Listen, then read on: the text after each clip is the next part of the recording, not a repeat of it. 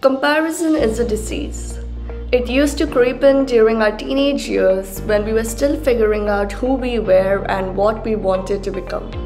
But now, it starts at the age of 5. A huge difference, isn't it? There are various reasons people start comparing themselves to others. But the reason I said it starts as early as 5 years old is because that's the age when children today are getting their first mobile phones. They are being handed a device that connects them to an entire world, one filled with highlighted reels, curated perfection, and unrealistic standards, before they even have the ability to process what they're seeing. And here's the real problem. Social media is being introduced to children at an age when their frontal lobe hasn't even fully developed yet. The frontal lobe is the part of the brain responsible for decision making, impulse control, emotional regulation, and critical thinking. It's what helps us differentiate between what's real and what's exaggerated. The thing though is that this part of the brain doesn't fully develop until your mid-20s. So what happens when a 5-year-old is thrown into a world built on likes, followers, and filters?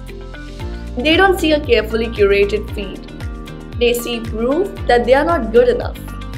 They don't understand that the people they're watching have spent hours perfecting their content. That behind the seemingly effortless beauty, talent, or success, there are filters, edits, retakes, and sometimes complete fabrication. And the scariest part, it's not just kids, it's us, adults. We like to believe that we've outgrown all of that we are mature enough to know better, that we're simply scrolling our heads whispering, "Why aren't you there yet? Why haven't you achieved that? What's wrong with you?" And this is where it becomes dangerous. Because we are not just casually observing other people's life, we are unknowingly rewiring our own brains to seek external validation. Every like, every comment, every share, it gives us a tiny dopamine hit, a brief rush of approval. It's our brain's way of saying, "Good job, you're finally worthy."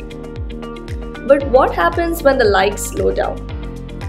What happens when no one is watching? The more we compare, the more we feel like we're falling behind. And it doesn't matter if you're 15, 25, or 45. Comparison will convince you that no matter what you achieve, it's never enough. Am I enough? Why don't I look like them? Why is their life better than mine? But deep down, we do the exact same thing.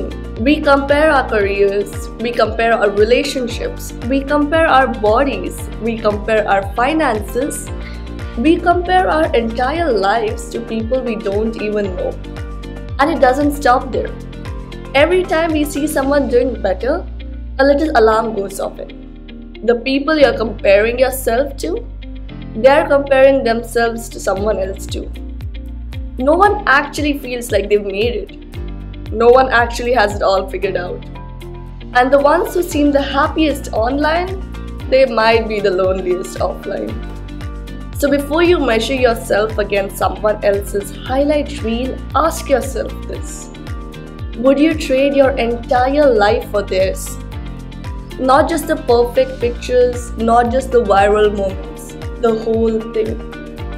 The late nights, the overwhelming self-doubt, the pressure to maintain an image, the struggles they don't post about.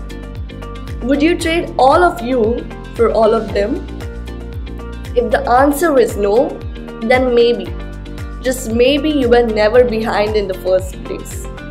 Because the only person you were ever meant to be is you.